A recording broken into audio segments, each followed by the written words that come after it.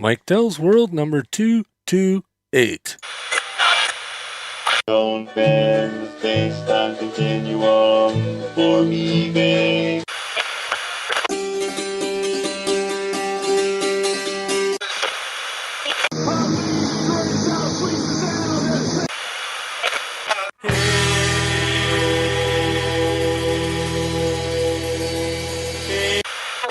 Quit screwing around with that thing. You found Mike Dell's World.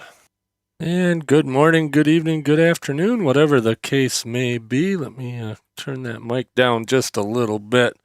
Let's see. Yeah, got a little bit different setting here on the microphones and the mixers and all that good stuff. Had to bump it up just a notch just because I was recording a bit low and letting off phonic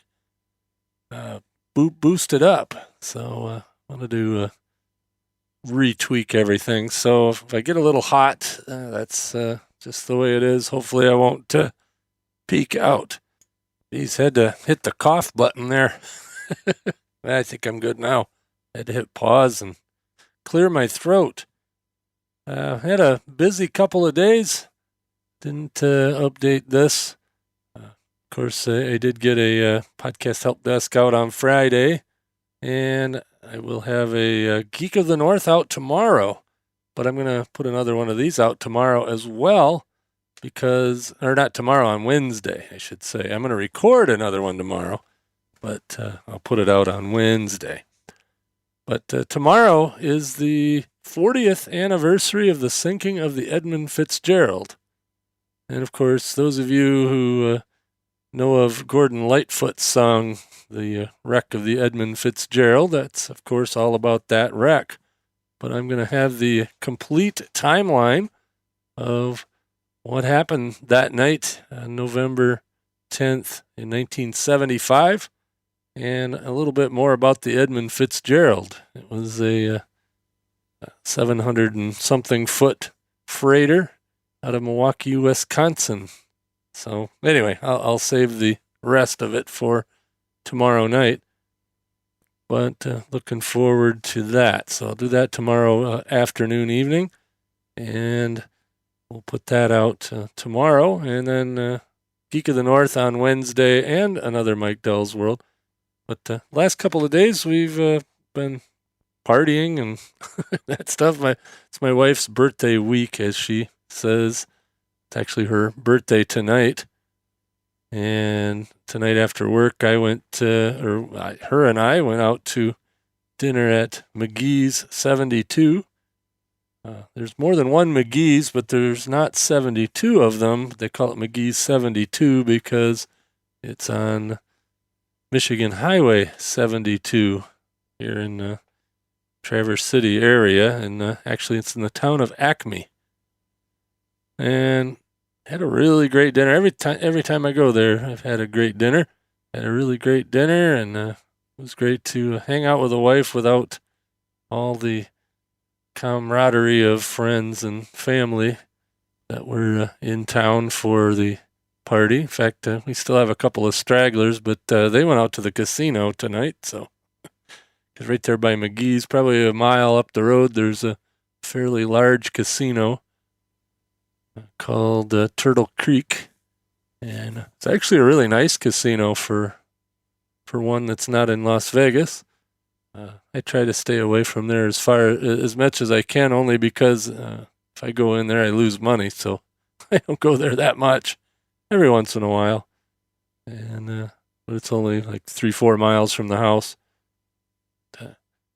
Much to my surprise, they had Founder's Oatmeal Breakfast Stout beer on tap there. And so I was responsible, and I had 2 and had a big dinner, so I could drive home. But yeah, that Founder's Breakfast Stout is awesome, awesome stuff. I highly recommend it if you can get your hands on it. They only brew it part of the year, and they always have a big party down there at the Founders Brewery, and I believe it's in Grand Rapids. Geez, I should know that, shouldn't I? But they bottle it and send it up here, and they also put it out in kegs for bars to serve, and it's a great choice if you like stouts. It's very thick. It looks like coffee. It's very, very good. So anyway, I had a couple of those and a really good burger and some truffle fries and some what was that? Risotto tater tots.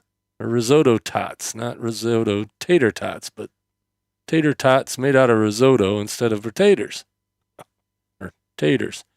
Well, I had those 2 beers, and actually I'm working on a third one here, so I shouldn't podcast and drink, but tonight I am. Well, let's see what else has been going on. A typical Monday around here. The weather actually cleared up and was real sunny today. Got into the, I guess, low 50s, which is still ridiculously nice for November in northern Michigan, that's for sure. And with any luck, by the end of the week, I'll have my tractor back on site with new tires, new drive belts, and a newly repaired lift bracket from the welding shop, and a new seat, and maybe brakes. I haven't had brakes on that tractor in years. I'm on a flat spot, and usually I'm just blowing snow, so all I gotta do is drop the blower and it stops. So push the clutch in and drop the blower. So it's not really unsafe to have brakes, but I would prefer to have brakes. But the old tractor works good. It's a 1973 John Deere Model 110. It's one of their lawn tractors with a 10-horse Kohler engine. It's all stock. Other than, like I said, other than that lift bracket that I had refabricated, the whole thing's completely stock. But I have plans to replace the engine in that one with a Honda 13-horse. Maybe next summer, not sure. And then I've got another 1972 John Deere that I'm going to restore. My granddad bought that one brand new in 1972. Of course, the one I'm using, my aunt bought brand new in 1973. So they've both been in the family forever. But I want to take the one that I use and update the engine. And then I was going to take the engine out of the newer one, rebuild that, put it in the older one, because the engine in the older one is completely ragged out and probably shouldn't rebuild that. Don't care about numbers matching. All I want to do is make a really nice parade tractor. I want to be able to run that in the Cherry Festival parades the next couple of years, and maybe the Lake Ann Homecoming and other little tractor events around. You know, there's the Buckley Old Engine Show, which pretty soon a 72 will be old enough to be shown at the Buckley show.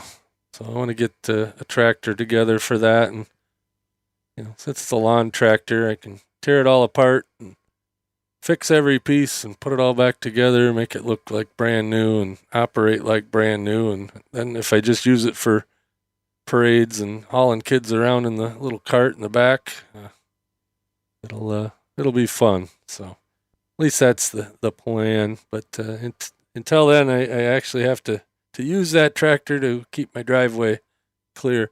And actually what it is insurance, because last year I didn't get it done, and so the tractor sat in the snowbank all winter, and I had to use a walk-behind snowblower, which is not bad. It actually, the walk-behind blower works better. It just takes longer because it's so much skinnier. But when it gets really heavy and thick, the walk-behind actually works better, so I'll probably still use that as well. I always plow what I call a beagle trail in the back. In the backyard, I make a big track around with the snow blower, so the beagle's got a spot to run around in without having to go through thick snow. Because snow gets 2 or 3 feet deep in the backyard most of the winter, and the beagle's not that big, so it's kind of nice for him to be able to get around without traipsing through the the snow like that. And boy, I do have this mic set awfully hot, but hopefully Auphonic will take care of that and I'm not clipping. But I won't worry about that. I'll worry about that tomorrow and get it all dialed in the right way with the limiter. I don't want to be busted up against the limiter all the time either, but tonight I'm using the Audio-Technica headset mic instead of the Heil PR40. So if you're hearing the furnace going in the background, that's probably why, because I don't think I got the gate set exactly right, but that's all right. This is for the National Podcast Posting Month. I said I'm hoping to achieve 30 episodes in 30 days, and we've only skipped a couple of days on this and made up for it in other podcasts, so that's a good thing. So until tomorrow, when we talk all about the Edmund Fitzgerald, and no, I can't play the song because it's an RIAA thing. So I'll send a link in the show notes to that song in various places where you can go listen to it. But if you're anywhere in the Midwest, you'll probably hear it on the radio if you listen to the radio at least once or twice, because like I said, it's the 40th anniversary of the sinking of the Edmund Fitzgerald, and I do remember where I was when that was going on. Had quite a storm going on here. Of course, we're only 150 miles south of where the ship went down, and we were getting the same storm here they were.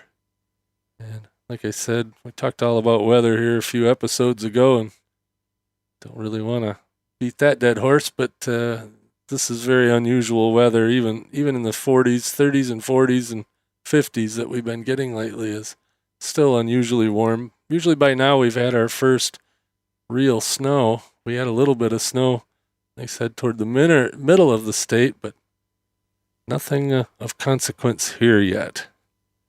So anyway, with that, I will call this a podcast, and I will catch you tomorrow.